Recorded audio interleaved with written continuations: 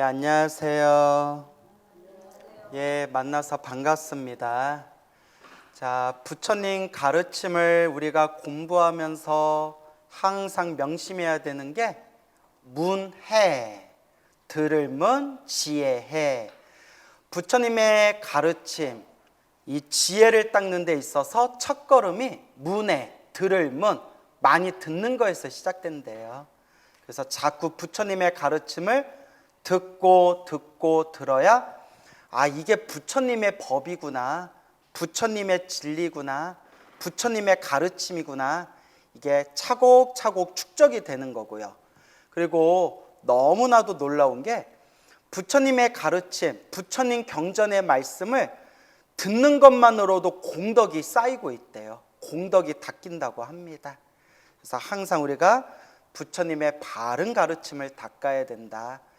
네, 우리 스님들마다 저마다 가지각색의 개성들, 특색들이 있기 때문에 스님들 법문 많이 듣다 보면 스님들께서도 서로 법문하는 데 있어서 말씀이 좀 다를 때가 있죠. 그래서 신도님들이 스님들도 말씀이 너무 달라서 헷갈려요 라는 이야기를 많이 들었어요. 그래서 스님들 말씀 한 분 한 분 다 소중한 가르침이지만 그 속에 가장 우리가 중심을 두고 가장 기준을 세워야 되는 것이 있다면 결국 누구의 말씀이다? 부처님 말씀이에요. 이거는 누구도 반박할 수 없는 부처님 말씀이에요. 그래서 항상 부처님 말씀을 기준으로 삼아야 된다라는 것을 꼭 명심하시기 바랍니다. 아시겠죠? 그래서 우리 공부하시는 불자님이 계시는데 그 불자님께서 이렇게 당신이 노트 정리를 해주신 노트를 보여주셨는데 제가 쏘스라치게 놀랐어요. 너무 정리를 잘 해놔가지고 정말 깜짝 놀랐거든요. 그래서 정말 나보다도 공부 열심히 한다. 그래서 여러분들이 찔려야 안 찔려요? 그래, 안 찔려요. 예, 안 찔려도 돼. 와주신 것만도 고마워요. 와주신 것만도 고마운데 그 노트 정리를 기가 막히게 잘한 걸 보고 제가 깜짝 놀랐어요. 그래서 이렇게 열심히 공부하시는 불자님들이 계시는구나. 그러면서 우리가 공부할 때 항상 명심해야 되는 게 스님들 말씀을 많이 듣는 것도 중요하지만 늘 마지막 기준은 뭐가 돼야 된다? 부처님 말씀이 돼야 된다. 그래서 제가 부처님 말씀을 다 좋아해요. 그래서 저도 책을 많이 보려고 노력하는 편인데 신도님들께 특히 초보 불자들에게 가장 많이 권하는 게 법구경. 법구경 다 들어보셨죠? 예, 법구경. 세계인들이 가장 많이 읽은 불경 베스트 1위가 법구경이래요. 그래서 소승불교, 대승불교 할 것 없이 그 모든 불교권 혹은 불교를 믿지 않는 사람들도 가장 많이 접한 가장 대표적인 경전, 불경이 법구경이다라고 어디 책에서 본 기억이 있습니다. 그래서 법구경 많이 권하고요. 또 좀 기도 생활, 기도하고 신행 생활하고 무언가 좀 그런 대승불교의 가르침을 닦으시는 분들한테는 제가 또 개인적으로 지장경을 많이 읽어라 권해드려요. 무슨 경? 지장경. 왜냐하면 지장경이 불자들이 꼭 알아야 될 인과 업보의 가르침, 그리고 모든 중생을 구제하겠다는 불보살의 서원, 이런 것들이 아주 일목요연하게 정리가 잘 되어 있거든요.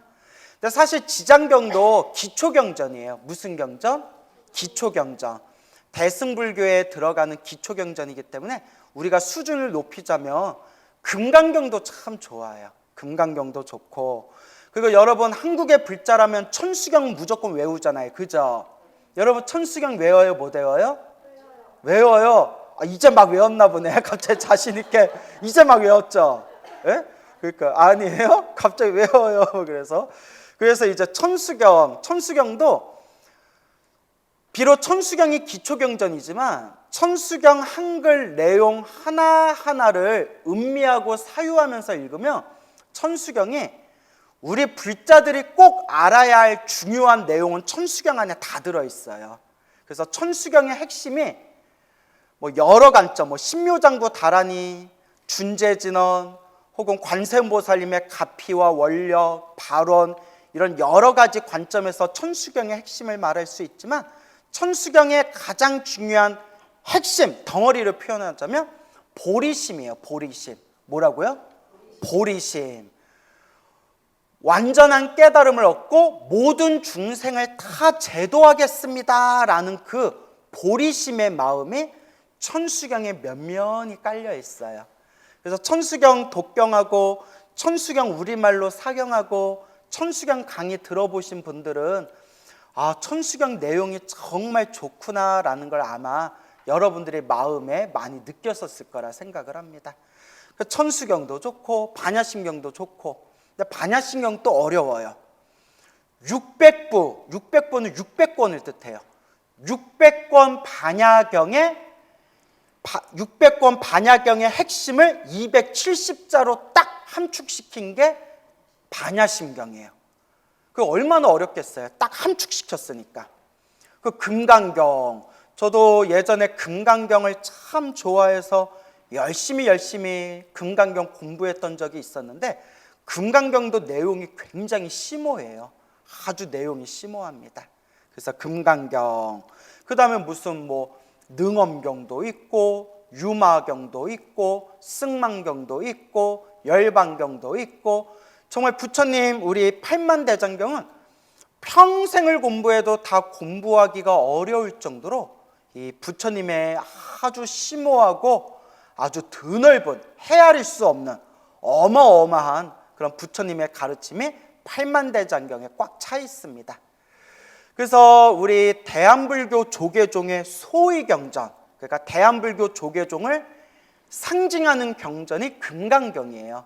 그래서 우리 대한불교 조계종은 금강경을 소위경전으로 한다, 이렇게 이제 얘기를 하는데, 대한불교 조계종이 금강경을 소위경전으로 삼은 이유가 대한불교 조계종의 조계종 할 때 조계가 선종을 뜻해요. 무슨 종? 선종, 참선하는 선종을 뜻하고요. 그러면 왜 조계가 중국 조씨, 성이 조씨인 사람들이 살고 있는 마을에 옆에 개율이 흘렀대요. 시내가 흐르고 있어서 그래서 조계예요. 그래서 그 산을 조계산이라고 불렀대요. 그 조계산에서 머무르시면서 사람들에게 널리 부처님의 법을 널리 선하신 아주 위대한 유명한 대도인스님 중에 육조 해능스님이라고 계셨어요. 들어보셨죠? 그 육조 해능스님께서 조계산에 머무르면서 널리 중생들에게 불법을 펼치셨고, 그 육조 해능의 가르침이 내려오고 우리 한국 땅에도 내려와서 결국 선종, 참선하는 선종을 표방하는 대한불교 조계종이라는 게 만들어지게 된 거예요. 그래서 육조 해능의 조계산, 그러니까 우리는 육조 해능대사의 법을 이었다 해서 조계종, 조계산, 조계종이라고 표현을 하고, 그 육조 해능 스님이 가장 좋아하시는 경전이 무슨 경이었다? 금강경이었다는 거예요. 그래서 정말 금강경이 아주 날카롭고 아주 명쾌하고 아주 심오한 경전이에요. 하지만 역시 내용이 쉽다 어렵다? 어렵죠. 겁나 어렵죠. 한 6,000자가 좀 안 돼요. 글자 숫자가 이제 5,000 몇백 자 정도가 된다는데, 저도 거의 금강경 거의 다 외웠던 적이 있었거든요. 그런데 정말 금강경을 음미하고 있으면 금강경 내용이 정말 좋구나. 또 금강경이 너무나 내용이 함축적이고 심오하기 때문에 저도 금강경과 관련된 금강경을 풀이한 금강경 해설서만 10권을 넘게 읽었어요. 거의 20권 가까이 읽었던 것 같아요. 그렇게 굉장히 좋은 내용을 담고 있는 그런 조금 금강경에 대해서 자세히 풀어놓은 해설서를 10권, 20권 정도 읽다 보니까 금강경이 이런 내용이구나 라는 게 이제 머릿속에 그림이 그려지더라고요. 근데 금강경이 단점이 뭐냐면, 금강경의 깨달음이 날카롭고 아주 심오하고 뛰어난데, 이건 제 얘기가 아니라 또 어른스님들 말씀이에요. 원만하지가 못해요. 뭐 하지가 못하다? 원만하지가 못해요. 원만이라는 게 둥글둥글 동글동글 모든 중생들에게 다 적합하지가 않아요. 금강경 자체가 날카로운 지혜를 뜻해요. 날카로운. 번뇌를 한 방에 훅 하고 자를 정도의 날카로운 지혜가 금강경이거든요. 그러니까 좀 수준 높은 중생을 위해서 하신 법문이지, 수준이 낮거나 수준이 높거나 상관없이 좀 원만하게 가르침을 표현하기에는 조금 원만하지, 동글동글 원만하지는 못해요. 그래서 우리나라를 대표하는 대강백 스님, 무비 스님이라고 들어보셨죠? 무비 큰 스님께서도 금강경을 오래 공부하셨는데 그분이 이제 나중에 하신 말씀이, 금강경으로는 우리 불자들이 소위경전으로 삼기에는 좀 부족하다. 금강경이 날카로운 지혜의 경전이지만 금강경 하나만 의지하고 수행하기에는 좀 부족하다. 차라리 우리 불자들한테는 금강경보다 차라리 법화경이 훨씬 더 낫다라고 표현하셨어요. 근데 저도 그래서 우리 불자님들에게 천수경을 보건 반야심경을 보건 지장경을 보건 금강경을 보건 마지막에는 무슨 경으로 들어가라? 법화경으로 들어가라 라는 말씀을 자주 드려요. 그래서 법화경을 대승경전의 왕이라고 불러요. 그래서 법화경이 왜 중요하냐? 법화경은 한마디로 부처님께서 마지막에 정말 중생들한테 하고 싶은 법문을 참고 참았다가 중생들이 법문을 들을 수 있는 수준이 됐을 때 마지막에 정말 당신이 하고 싶었던 법문을 뻥 하고 터뜨린 게 묘법연화경, 법화경이래요. 그래서 법화경을 잘 읽어보면 부처님이 중생들 수준에 맞춰서, 중생들 눈높이 수준에 맞춰서 수많은 법을 설했지만 결국 그 수많은 법들은 성불로 가기 위한 하나의 과정들일 뿐이고, 결국 어떤 법을 닦았건 부처님의 법과 인연을 맺은 모든 불자들은 결국 마지막에 성불하게 될 것이다 라는 성불을 증명하는 경전이 바로 법화경이 되는 거예요. 그래서 법화경을 결국은 수많은, 세상에 있는 수많은 강들이 동쪽으로 흐르는 강, 남쪽으로 흐르는 강, 서쪽, 북쪽으로 흐르는 모든 강들이 결국 바다로 모이게 되는데, 모든 강들이 바다로 모이듯이 부처님의 모든 설법이 하나로 모이는 곳이 바로 무슨 경이다? 법화경이다 라고 했습니다. 그래서 법화경, 대승경전의 왕이라고 하는 법화경이고, 그리고 법화경과 양대산맥이라고 불리우는 최고의 경전, 최상의 경전이 바로 그 유명한 대방광 불화엄경이 되겠습니다. 그래서 무비스님께서도 금강경 연구를 많이 하셨고, 그 다음에 한동안은 오로지 법화경만을 열심히 세상에 인간불교라는 이름으로, 사람이 부처님입니다 라는 이름으로 법화사상을 널리 전하시다가 요새는 당신이 수많은 부처님 경전을 공부했는데 최고의 경전은 역시 화엄경이었다 하면서 요새는 열심히 화엄법문을 하시더라고요. 그래서 근데 이제 우리 그 불교의 역사를 보면 화엄경과 법화경을 최상의 경전이라고 하되, 화엄경이 더 높으냐 법화경이 더 높으냐라는 것은 오랫동안 내려오던 서로의 논쟁이었어요. 그래서 법화경을 믿는 종파에서는 화엄경보다 법화경이 조금 더 위다라고 했고, 화엄경을 따르는 종파에서는 법화경보다 화엄경이 훨씬 더 위다, 이제 서로 이렇게 논쟁과 토론이 있었는데, 저는 이제 수많은 이제 논문도 보고 책도 보고 강의도 듣고 그냥 제가 얻은 결론은 그냥 다 좋다, 다 훌륭하다. 왜냐? 우리 중생 입장에서 부처님의 깨달음의 경지를 완전히 다 알겠어요? 모르겠어요? 몰라요. 그래서 법화경에 멋들어진 표현이 나와요. 법화경에 보면 부처님의 지혜에 대해서 찬탄하면서, 부처님의 지혜 제일 제자가 누구시죠? 부처님 지혜 제자 사리불.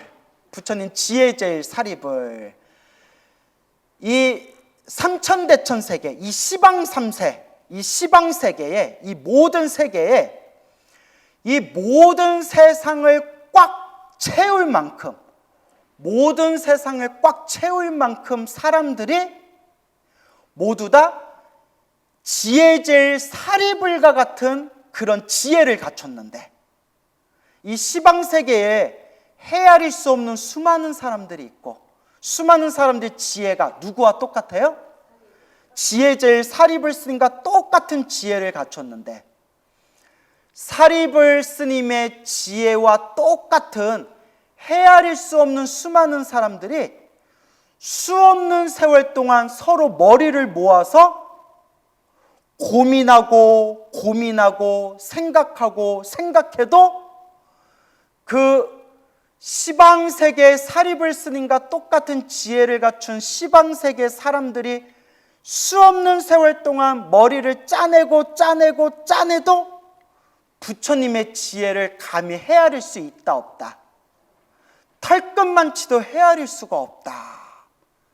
그 정도로 부처님의 깨달음은 그 끝을 다할 수가 없대요. 이제 법화경에 그런 구절이 나오죠. 그래서 제가 불자님들께 부처님이 깨달음을 얻으시고, 깨달음을 얻으신 부처님께서 중생들을 위해서 설법하신 그 심오한 내용들을 우리가 어떻게 다 헤아릴 수가 있겠느냐. 그러니 내 아르마리, 내 지식으로 억지로 따지지 말고 믿고 받들고 닦아 나아가라 라는 말씀을 자주 드려요. 그래서 제가 불자님들께 천수경은 천수경대로 좋고, 반야심경은 반야심경대로 좋고, 지장경은 지장경대로 좋고, 금강경은 금강경대로 좋고, 법화경은 법화경대로 좋고, 화엄경은 화엄경대로 좋다. 그리고 여러분들이 무슨 경을 공부하든 마지막에는 무슨 경으로 들어가야 된다? 법화경, 묘법연화경. 이것도 제 얘기가 아니라 우리 여러 큰 스님들이 하신 말씀이에요. 그래서 제가 법화경에 딱 마음에 어떤 점이 딱 찍힌 이유 중에 하나가, 여러 이유가 있는데 그 중에 하나가, 제가 참 존경하는 큰 스님 중에 한 분이 운자 허자 운어 큰 스님이라고 계셨어요. 들어보셨어요? 운어 스님. 이 운어라는 스님이 계셨는데, 운어 스님께서 어렸을 때부터 서당에서 한학을 공부하셔서 한문에 아주 능통하셨고, 또 독립운동을 하시던 분이었어요. 독립운동 하시다가 쫓겨가지고 몸을 피하기 위해서 절에 들어갔다가 절에서 부처님 경전을 보고 난 뒤에 아, 세상에 이런 법이 있었구나. 그리고 머리 깎고 출가하신 큰 스님이세요. 그래서 이 운어 스님께서 이렇게 부처님 가르침이 소중하고, 이렇게 부처님 경전의 말씀이 참 좋은데 다 한문으로 돼 있어가지고 사람들이 이 부처님의 한문으로 된 팔만대장경을 제대로 본다 못 본다? 제대로 못 본다는 거예요. 너무 내용이 어려워서. 그래서 그분이 원력을 세운 게, 사람들이 부처님 가르침을 쉽게 볼 수 있도록 팔만대장경을 한글로 다 번역하겠다. 그래서 만든 게 동국역경원이에요. 그리고 오늘날 저 해인사 고려대장경, 팔만대장경이 다 번역됐을까요? 안 됐을까요? 됐어요? 안 됐어요? 된 지가 언젠데? 아, 이거 뭐 관심들이 없어. 된 지가 언젠데요. 그래서 팔만대장경을 한글 대장경이라고 해서 번역을 다 했어요. 두꺼운 책으로 300 몇 권이에요. 300 몇 권. 근데 더 놀라운 게 뭔지 아세요? 난 감동받았어요. 운어 스님께서 세상을 떠나시고 그 제자였던 월운 스님께서 또 동국역경원을 이끄시면서 한글 대장경을 완간하시고, 몇 개월 전에 또 월운 스님도 세상 떠나셨죠. 불교 신문에서 보셨나요? 불교 뉴스에. 그런데 이 300권이 넘는 한글 대장경, 한글로 번역된 팔만대장경을 인터넷에 공짜로 싹 올렸어요. 예. 그래서 인터넷에 동국역경원 검색해서 들어가면 한글로 번역된 대장경을 다 볼 수 있어요. 그런데 이제 한 가지 안타까운 게, 첫째, 한글로 번역해도 어려워요. 여러분, 금강경 한자로 보면 어렵죠? 한자로 된 금강경 한글로 번역한 걸 읽어도 어려워요, 안 어려워요? 그러도 어렵잖아요. 여러분, 반야심경 한자로 보면 뭔 말인지 잘 모르겠죠? 근데 한자로 된 반야심경 한글로 번역해줘도 잘 알겠어요, 모르겠어요? 그러니까 분류가 참 어려워요. 한글로 번역을 했긴 했는데도 어려워요. 그래서 이제 우리 같은 스님들, 전문으로 공부하는 스님들이 이제 자료를 찾을 때 이렇게 이제 보는데, 그래도 신도들은 어려워해요. 그 다음에 두 번째 안타까운 점이 뭐냐, 좀 빨리빨리 번역하다 보니까 번역이 잘 된 것도 있지만 오역이 많아요. 뭐가 많아요? 오역. 좀 잘못 번역된 게 많아요. 저도 그래서 한글로 번역된 거 보다가 도저히 말이 안 돼서 제가 원문으로 비교해서 봤더니 은근히 잘못 번역된 게 많아요. 그래서 그런 것도 이제 자꾸 이제 앞으로도 계속 그 오역, 잘못 번역된 부분들을 2차, 3차, 4차, 5차로 계속 이제 가다듬고 또 이제 잘못된 부분 교정하는 그런 이제 계획들을 세우고 있더라고요. 그렇게 한글 대장경을 이제 원력을 세우신 그 운어 스님께서 얼마나 경전을 많이 보셨겠어요. 한마디로 그 당시 우리나라에서 부처님 경전을 제일 많이 보신 스님 중에 한 분이 바로 누구셨다? 운어 스님. 그리고 이 운어 스님께서 평생 연구하셨던 경전이 사실 능엄경이에요. 무슨 경? 능엄경. 수능엄경이라고 불러요. 수능엄경. 이 수능엄경이라고 하는데, 이 능엄경도 우리 대승불교의 가장 핵심이 되는 가르침을 담고 있는 경전으로서 특히 중국 불교사에 가장 큰 영향을 미친 경전 중에 하나가 수능엄경이에요. 능엄경. 근데 능엄경이 엄청나게 어려워요. 그래서 옛날에 능엄경을 뭐라고 했냐면 차돌 능엄이라고 불렀어요. 뭐라고 불렀다? 차돌 능엄. 차돌이 어때요? 예? 차돌이 어때요? 예. 단단하잖아요. 차돌박이 말고요. 예? 그래서 이제 차돌이 단단하잖아요. 그렇죠? 그래서 너무나 문장이 어렵고 내용이 너무나 어렵다고 해서 능엄경을 보면 뭐를 씹고 있는 느낌이다? 차돌을 씹고 있는 느낌이다 해가지고 차돌 능엄경, 차돌 능엄이라고 불렀는데, 그 가장 어렵기로 유명한 경전 능엄경을 평생 연구하신 분이 바로 누구시다? 운어 스님이세요. 그래서 운어 스님께서 번역하시고 또 운어 스님께서 법문하신 능엄경을 책으로 이제 시중에 나온 게 있는데, 그래도 어려워요. 좀 불교 공부를 어느 정도 하신 분이 봐야 좀 이해가 돼요. 워낙 어려워서.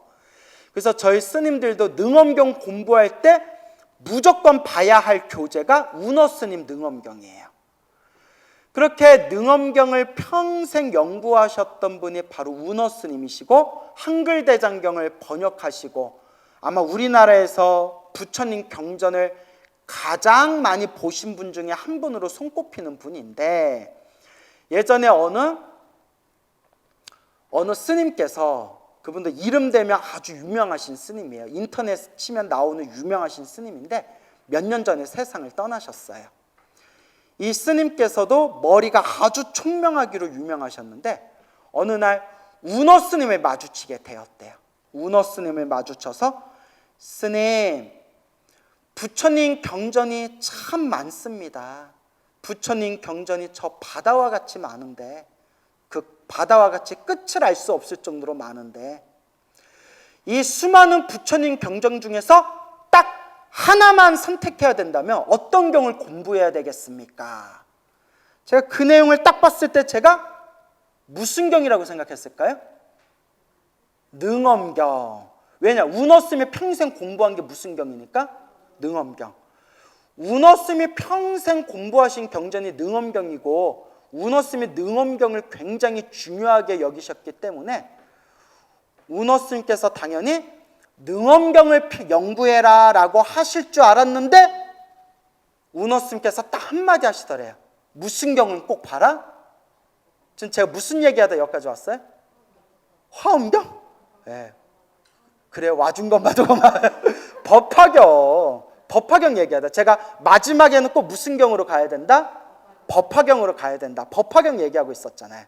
그래서 운어스님께서 법화경은 꼭 봐야 된다라고 하셨다는 걸 듣고 책에서 보고 법화경이 이 운어스님께서 이렇게 이야기하실 정도면 법화경이 참 대단한 경전이구나. 그래서 공부하고 공부할수록 정말 대단하구나. 사실 저는 법화경보다 화엄경을 더 좋아해요. 사실. 근데 개인적으로 화엄경을 좋아하지만 화엄경을 불자님들한테 많이 법화경보다는 좀 덜 권유해 드리는 게 왜일까요? 어렵고 둘째가 맞아요. 너무 길어요. 법화경이 7권 28품이에요. 7권 28품이고 후대에 시간이 지난 뒤에 28품을 다시 나눠서 8권 28품이라고 돼요. 그러니까 7권이건 8권이건 28품을 어떻게 나눴냐에 따라서 7권 28품, 8권 28품 부르는데 이제 원래 구마라집 스님이 번역했을 때 7권 28품이었어요.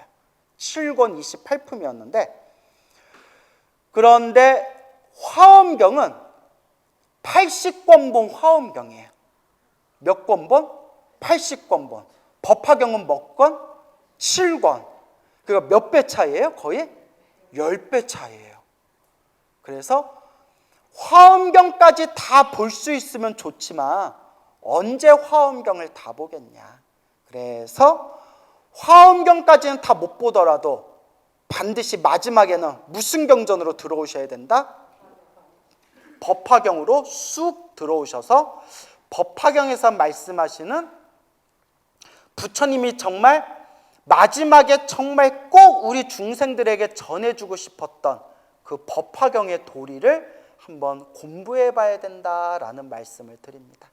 그리고 법화경에서 끝나면 안 되고 이제 저는 법화경에 이제 많이 말씀을 드리지만 결국 마지막에 우리가 가야 할 곳은 바로 어느 세계? 극락세계. 부처님의 성불대학교 극락세계에 가야 된다라는 말씀을 많이 드립니다. 그래서 여러분들이 그래서 주변에 불자님들이 법화경 사경하시는 분들이 많더라고요. 그죠? 그래서 저도 법화경 사경에서 엄청나게 가피 받으신 분들을 엄청 많이 봤어요. 또 제가 아시는 스님들 중에서도 법화경 사경해가지고 기적 같은 가피 받은 분들을 참 많이 봤고, 근데 제가 항상 드리는 이야기 있잖아요. 천수경 신묘장구 다란이를 하든 지장경을 읽든 금강경을 읽든 관음기도를 하든 지장기도를 하든 법화경 기도를 하든 마지막에는 결국 부처님의 에너지는 어떻게 된다? 하나로 통한다. 그래서 제가 스님 무슨 기도해야 효과가 좋아요 이런 말씀 하시지 말고 하나라도 열심히 하되 그냥 교리적인 관점에서 봤을 때 어떤 관점? 교리. 부처님이 말씀하신 교리라는 가르침 입장에서 봤을 때 무슨 경이 참 중요하더라? 법화경이 참 중요하더라. 평생 불교 경전을 연구하시고 번역하시고 능엄경을 평생 연구하셨던 운어스님께서 팔만대장경에서 딱 하나만 선택해서 공부한다면 무슨 경을 봐야 됩니까? 했을 때 법화경을 봐라 라고 하신 것은 무언가 깊은 뜻이 있으시겠구나 라는 생각이 듭니다. 알겠죠? 그래서 저 같은 경우에도 제가 기도를 많이 해봤잖아요. 기도를 많이 해봤는데 관음기도에서 가피 받은 적 있고 아미타불 연불에서 가피 받은 적 있고 반야심경 기도에서 가피 받은 적 있고 금강경 기도에서 가피 받은 적 있고 또 법화경 기도해서 가피 받은 적 있고. 나도 뭐 별거 많이 했네.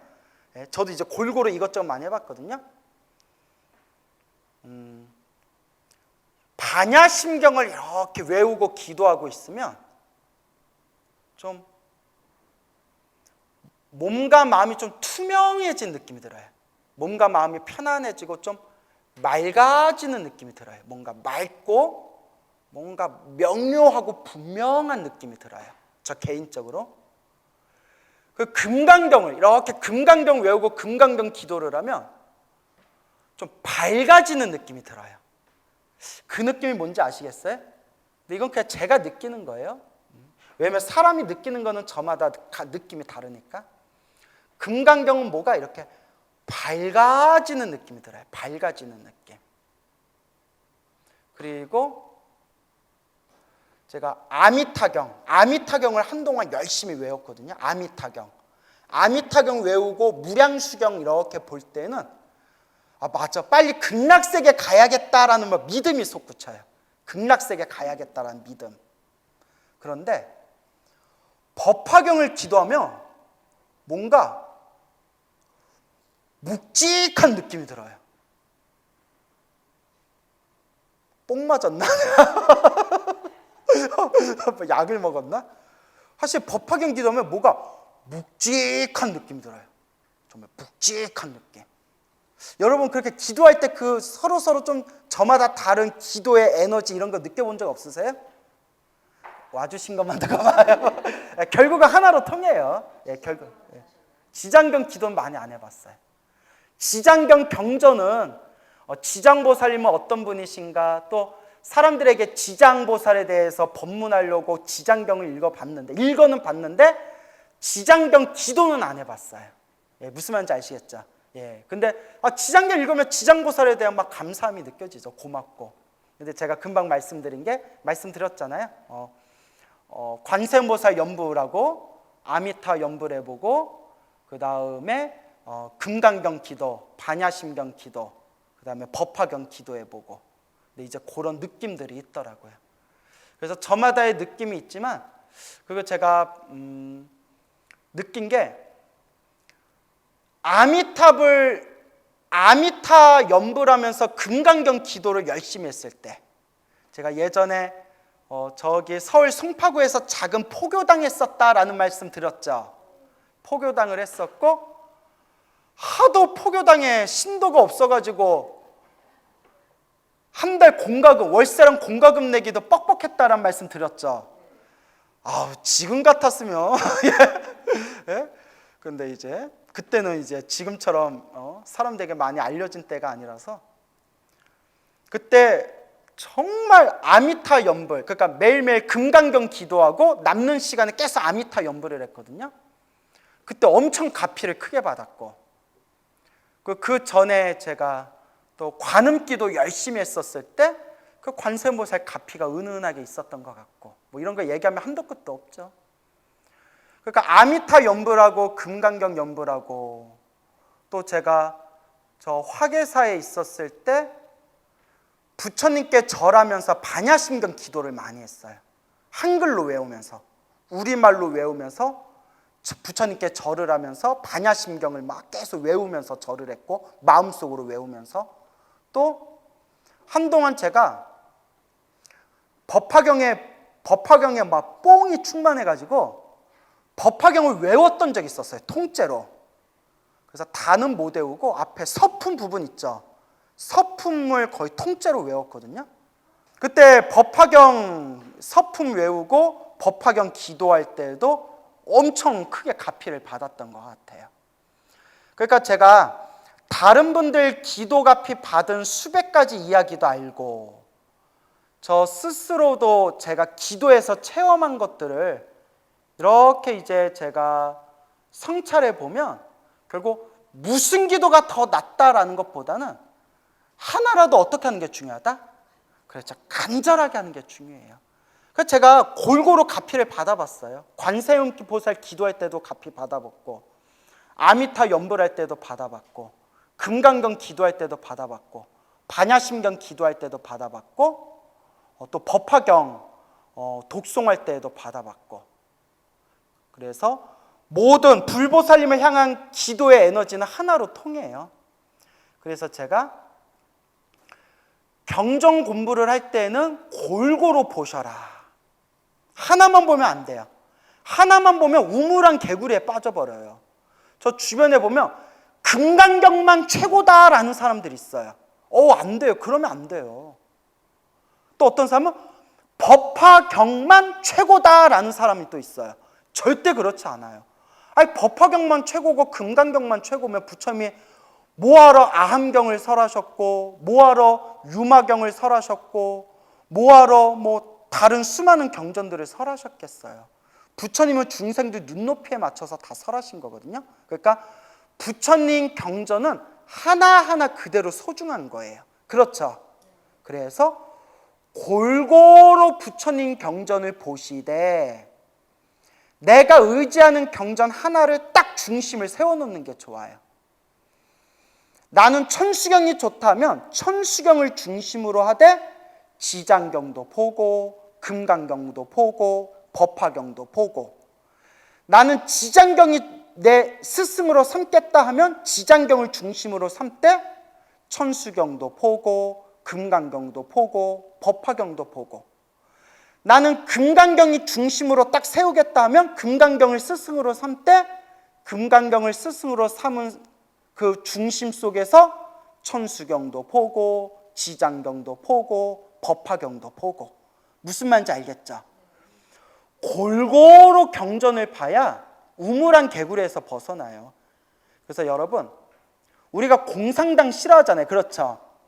나는 콩사탕이 싫어요. 이거 유명한 얘기 있잖아요. 우리가 왜 공상당을 싫어하죠? 공상당은 일당 독재잖아요. 공상당 하나 말고는 다 이렇게 숙청해버리잖아요. 모든 자유를 다 박탈하고 모든 어떤 다른 사람의 개성과 다른 사람의 사고방식을 다 억누르잖아요. 근데 우리 거만 최고다, 금강경만 최고다, 법화경만 최고다, 이것만 최고다 하면 그게 뭐가 되는 거예요? 그게 공상당이에요. 불교 공상당이 되는 거예요. 무슨 말인지 알겠죠? 그래서 원만하게 보되 다만 교리적인 부처님 가르침, 교리적인 입장에서 보면 마지막에 어디로 들어오기는 해야 된다? 법화경. 왜냐? 법화경의 법화사상 자체가 그 당시 있었던 수많은 불교의 교리를 마지막에 하나로 싹 통합하는 역할을 하는 게 법화경이에요. 그대들이 부처님이 중생들 수준에 맞춰서 법을 설하되 결국 그대들이 어떤 법을 닦았건 부처님의 법과 인연을 맺은 불자들은 결국 성불하게 될 것이다. 수많은 동쪽으로 남쪽으로 서쪽으로 북쪽으로 흐르고 있는 강들을 다 바다로 하나로 모이듯이 수많은 부처님들의 가지각색의 부처님의 법을 닦고 있는 수많은 불자들을 법화경의 그 법화 가르침 안에 싹 이렇게 하나로 통합하는 거예요.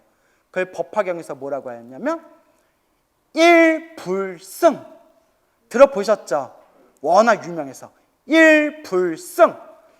그대들이 어떤 수레를 타고 있건 결국은 부처님 성불이라는 하나의 수레에 올라서게 될 것이다. 일불승. 그래서 제가 불자님들께 법화경은 꼭 공부하셔라 라는 말씀을 드립니다. 알겠죠? 그래서 그렇다고 법화경만 또 최고다라고 하면 돼요? 안 돼요? 안 되죠. 그러면 법화 공상당이 되는 거예요. 예. 금강경만 최고다 하면 금강 공상당이 되는 거예요. 부처님의 팔만대장경, 부처님의 말씀 하나하나는 다 소중하기 때문에 부처님의 가르침을 다 소중하게 여기되 내가 가장 좋아하는 경전을 중심으로 삼고, 그리고 또 여러분들이 골고루 부처님 경전을 공부하되 반드시 무엇은 좀 깊이 봐야 된다?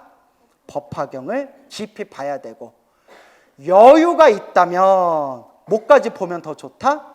화엄경까지 보면 더 좋기는 좋겠는데 양이 너무 많아가지고 일단 법화경까지만이라도 한번 깊이 공부했으면 좋겠다라는 말씀을 드립니다. 알겠죠?